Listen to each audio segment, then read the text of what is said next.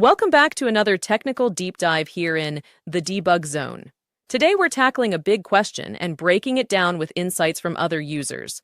Hopefully this clears up some misconceptions and helps you get the answer you need. So buckle up, stay a little curious, and let's jump right in.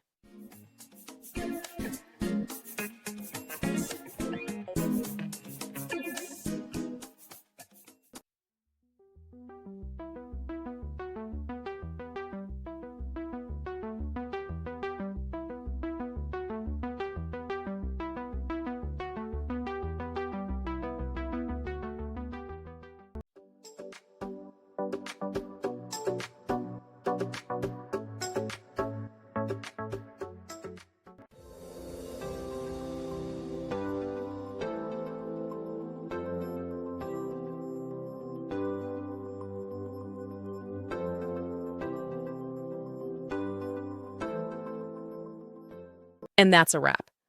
I hope you found the answer you were looking for. If you did, take a second to hit that subscribe button, it really helps out. And let me know in the comments which solution worked best for you. See you next time in the debug zone.